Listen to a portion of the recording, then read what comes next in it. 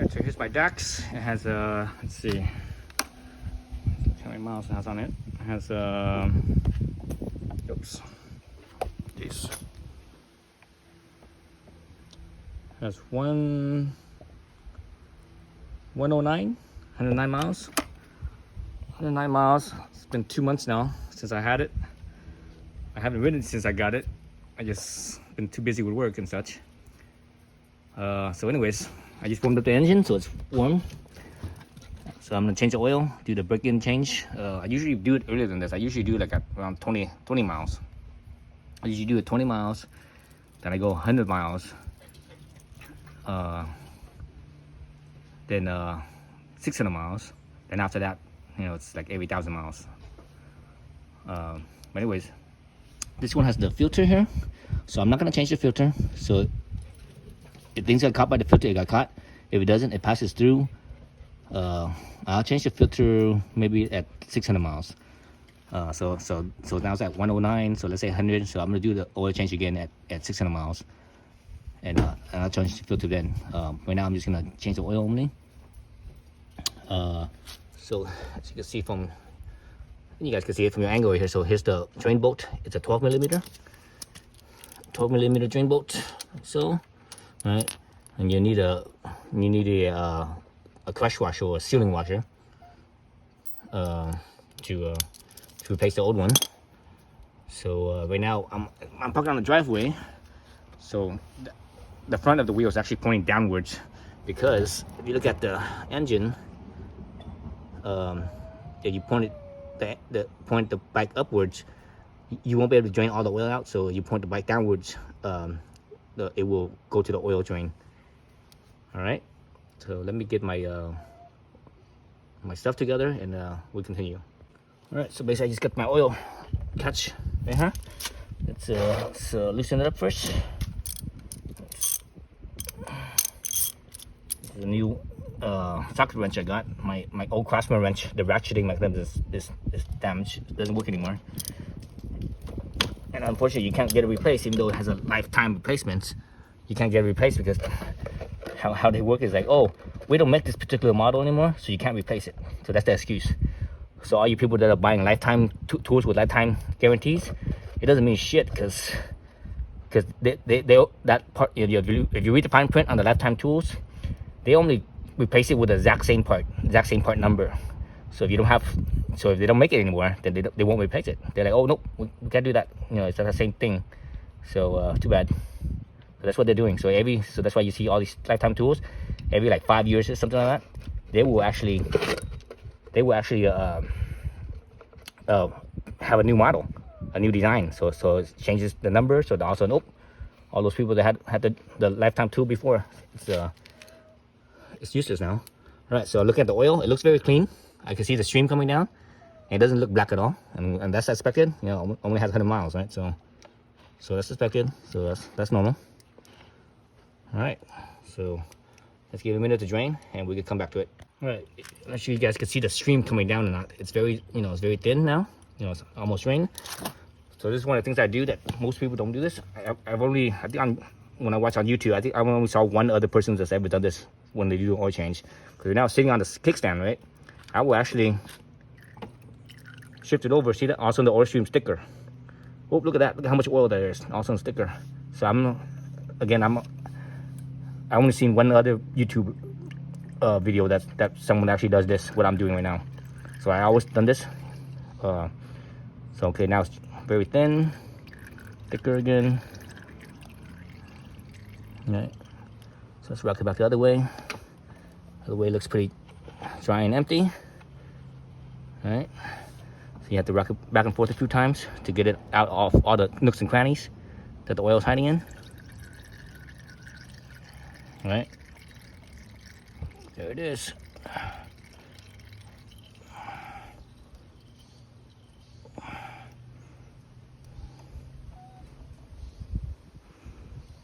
All right, there you go. So that's how you get as much out as you can. So I know that's not a whole lot, but it's like, that's like an extra ounce or something like that. Considering that this engine here only holds about one bottle of oil, which one bottle is what? It's is it a quart or a liter? I think it's a quart. So it's just shy of a liter. One quart is 32 ounces.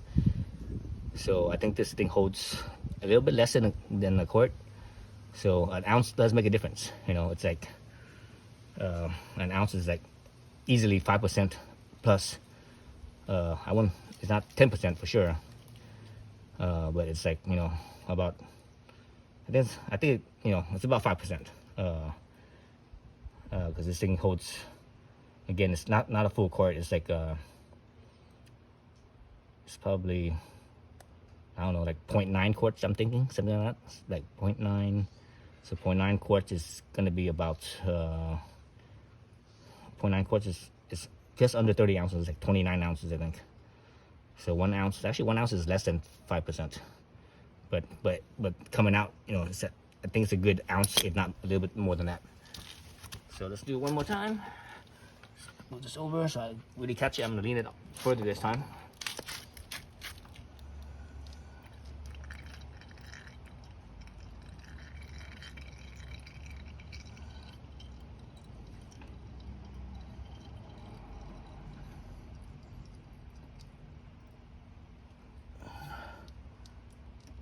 Okay, that's enough.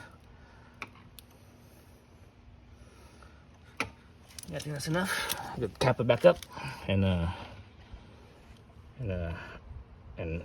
fill it up again. So let's wipe that where the bolt is right here.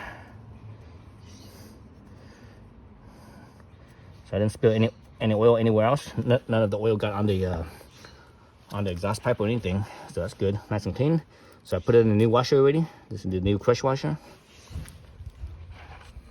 Put this in here.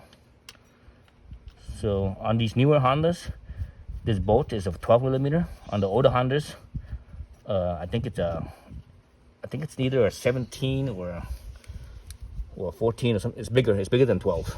But all these new ones, they're like all 12 now. All right. So this is a new crush washer. It's made of aluminum.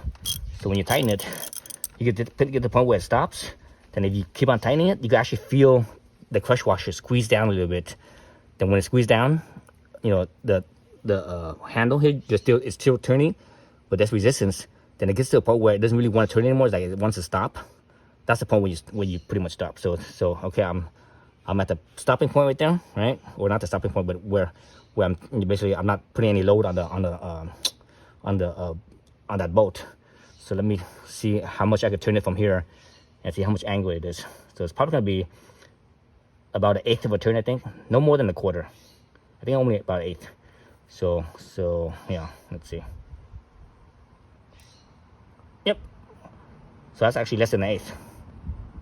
That's less than 1/8. So 1/8 would be about right where my hand is right here. So that's only like maybe a 1/16 of a turn or so. So right about there. That's it. And that's it. That's dumping it out. So now I just need to fill this up. So again, I'm on my driveway right now, so the ground's not level. So I need to take the bike to a spot where it's level before I could fill this up and measure the level here where the dipstick is. Okay, so let's get to that. All right, so here's the oil fill cap. Let's see if I can open it without a tool. Oh shit! Nope. All right, so either get a flathead screwdriver or get a quarter. I think it's better to use a quarter. All right, so I got my quarter. There we go.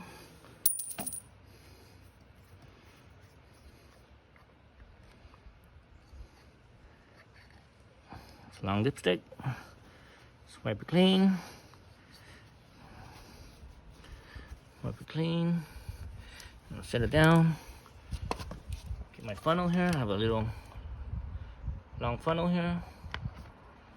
Let's get my oil. That's my oil. So let's get my oil real fast. So I'm using Rotella T6. Why do I use Rotella T6? You're like, oh, that's diesel oil. Yes, it is diesel oil, but down here somewhere. Let me see, where's it at? Right here.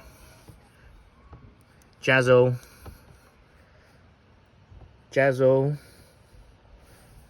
MA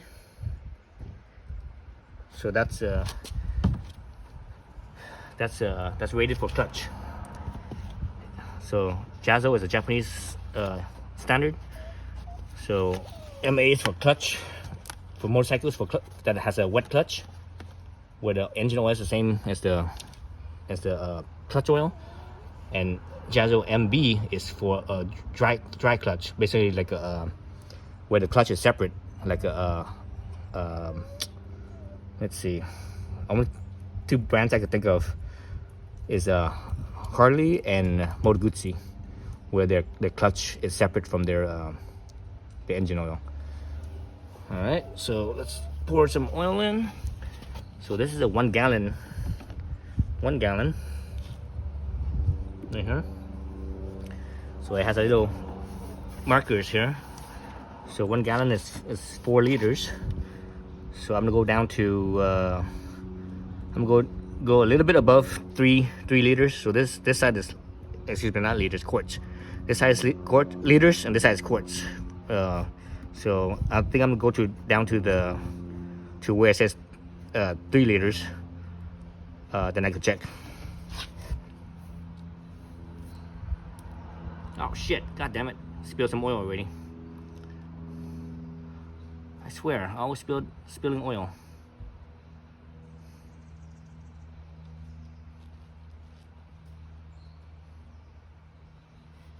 God damn it! I spilled like some oil down here. Let me see if I can get on the bike driveway. Let's see. Where's my oil? Oh, it still shows 3.5 liters. Excuse me, 3.5 quarts. Why do I keep on saying liters? Actually, it did get on my bike. Got on my foot pedal right there. Let me put the rag right here so it can absorb that.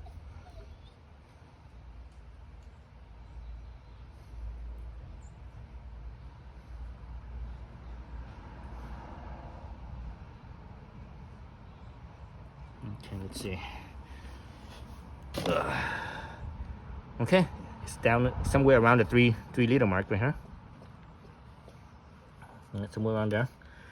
So let's double check. Let's check the dipstick. I think that's good enough, but we should always double check dipstick. So right now the bike is on the center stand. Excuse me, not the center stand, the kickstand.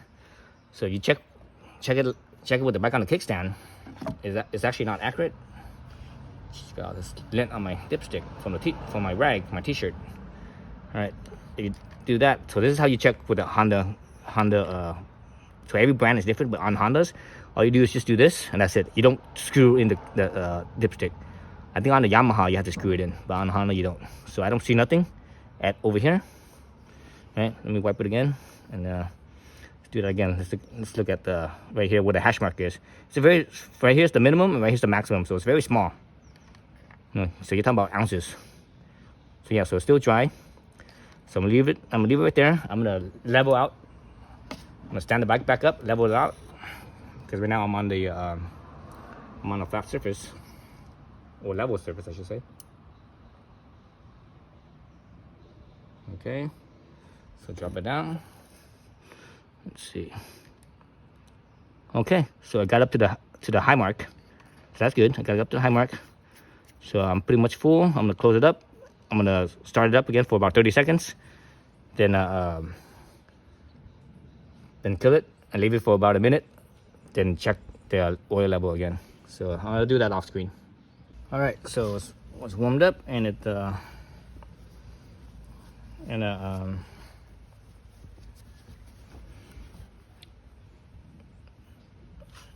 I gave it a minute to settle back down, or more than a minute, but a few minutes.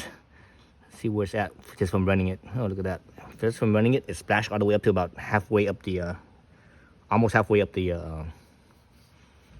dipstick. All right. Let's do that again. Stick this in here. I'm gonna level the bike out again.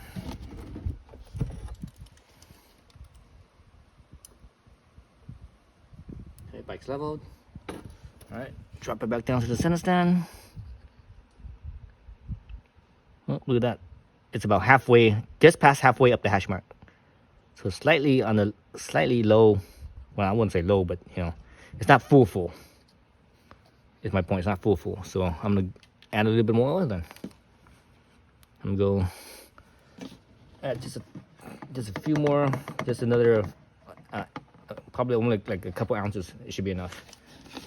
So again, I think my oil level here is at. So my oil level here looks like it's right at 3 liters. So I'm gonna go down again, probably just one quick pour real fast. That's it. So basically what I did was, because this funnel is very slender, so oil doesn't flow very fast down it. So what I did is I just poured it real quickly up to where the taper is right here. Then that was it. So that's probably like a good 2 ounces, I think. I think that should be enough.